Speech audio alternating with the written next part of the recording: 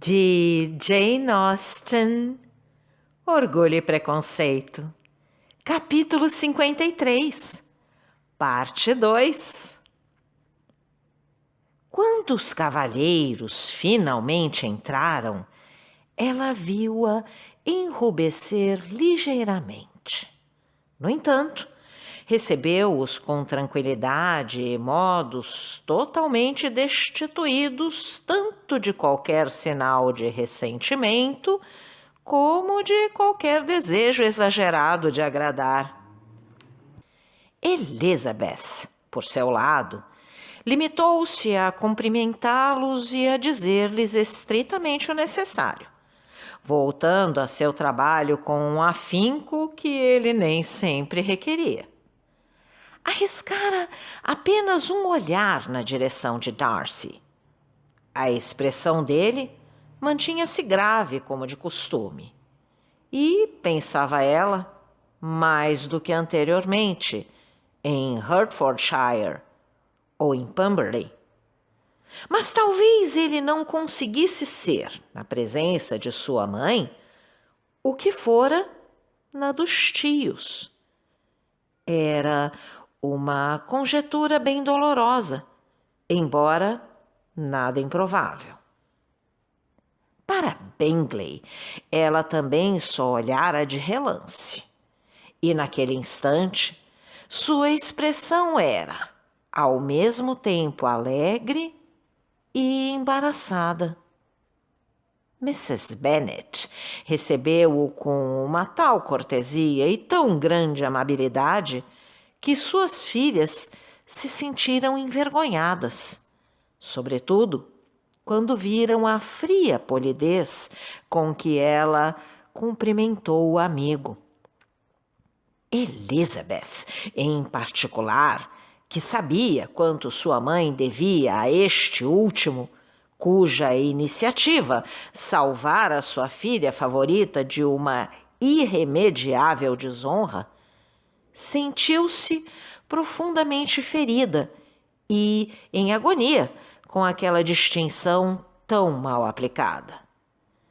Mr. Darcy, após perguntar por Mr. e Mrs. Gardiner, pergunta a que Elizabeth não pôde responder sem um certo embaraço, praticamente não falou.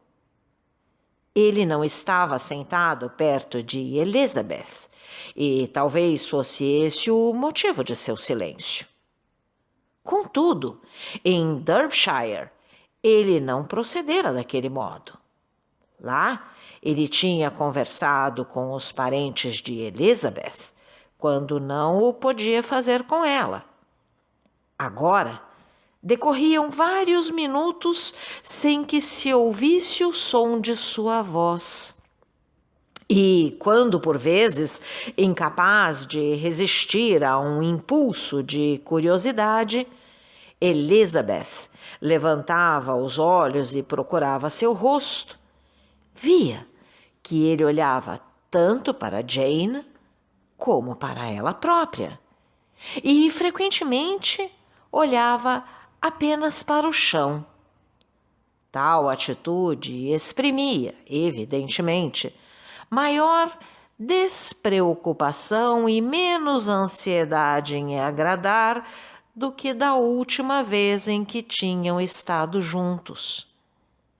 Ela ficou desiludida e depois zangada consigo mesma por ter cedido àquele sentimento. Poderia eu esperar que tudo se passasse de outro modo? Pensou ela. Mas, sendo assim, por que ele veio? Ela não se sentia disposta a conversar com ninguém, senão com ela mesma. E com Darcy, ela mal tinha coragem para falar. Perguntou-lhe pela irmã, mas não conseguiu ir mais longe.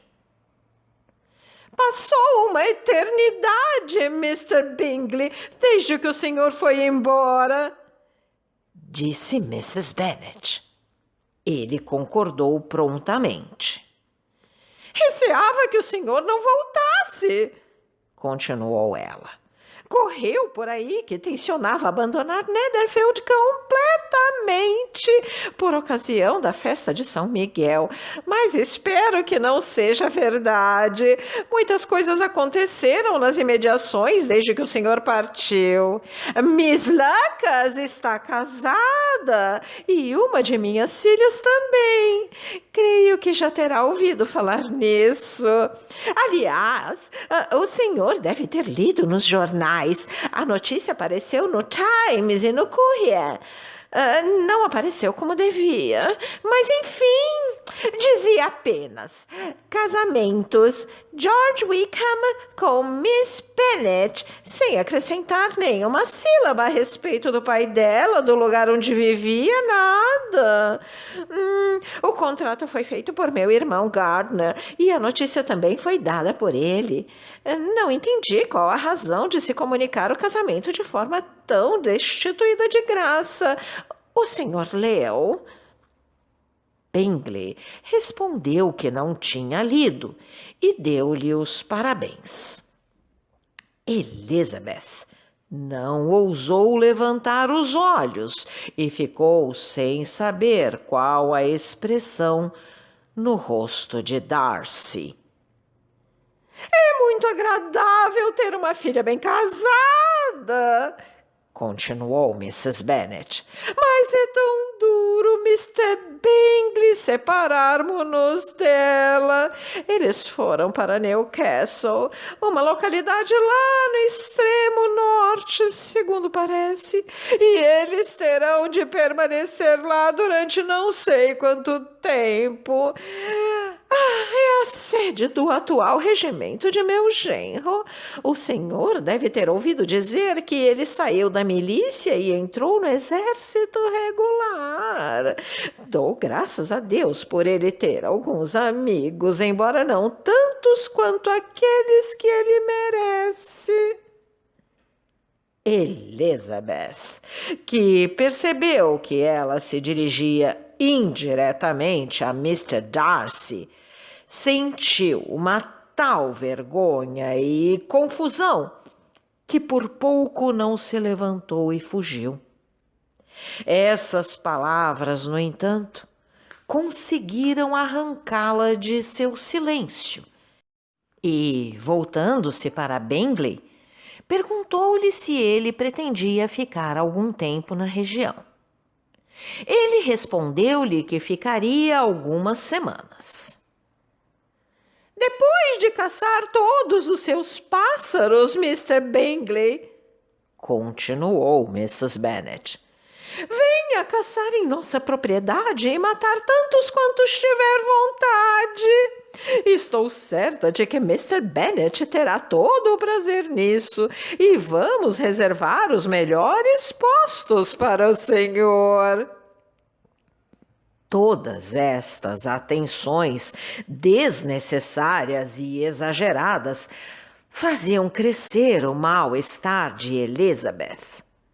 Se agora surgissem para Jane as mesmas possibilidades do ano anterior, tudo se precipitaria para a mesma desastrosa confusão.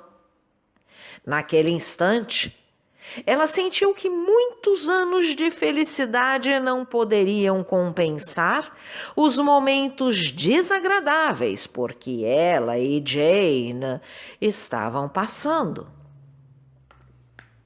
Meu maior desejo, disse ela para si mesma, é não tornar a encontrar-me na companhia de nenhum destes dois. Por mais simpáticos que eles se mostrem, nunca atenuarão minha situação terrível neste instante. Deus permita que nunca mais os veja. Contudo, a miséria que anos de felicidade não poderiam compensar foi pouco depois atenuada sensivelmente ao observar quão rapidamente a beleza de sua irmã acendia a admiração de seu antigo apaixonado. A princípio, ele quase não lhe dirigiu a palavra. Mas a cada minuto que passava, ele multiplicava as suas atenções para com ela. Ele a achava tão bela como no ano anterior, tão simples e tão natural, embora menos comunicativa. Jane esforçava-se por não deixar perceber nenhuma diferença em sua atitude e estava realmente convencida de que conversava tão animadamente como sempre. Contudo, seus pensamentos absorviam-na tanto que ela não reparava nos momentos em que permanecia calada. Quando os cavalheiros se levantaram para partir, Mrs. Bennet lembrou-se do convite que tencionava fazer-lhes e ficou acordado que voltariam para jantar em Longbourn daí a uns dias.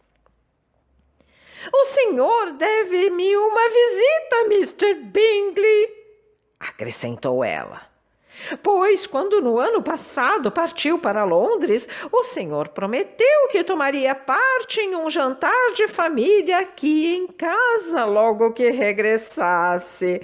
Como vê, eu não me esqueci. Asseguro de que fiquei muito desiludida por não o ver regressar como tinha prometido. Bingley pareceu um pouco embaraçado e aludiu vagamente a uns negócios que o tinham detido na capital e que sentia muito. Em seguida, partiram. Mrs. Bennet sentira-se fortemente inclinada a convidar os dois para jantar naquele mesmo dia. No entanto, embora se comesse sempre muito bem em sua casa, considerou que um jantar com menos de 2 pratos não seria digno de um homem no qual depositava tantas esperanças, nem suficiente para satisfazer o apetite e o orgulho do outro, que possuía 10.000 libras de rendimento anuais.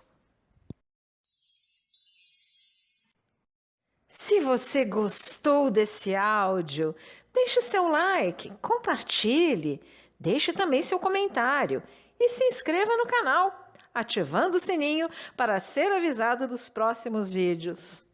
Um grande abraço e até a próxima!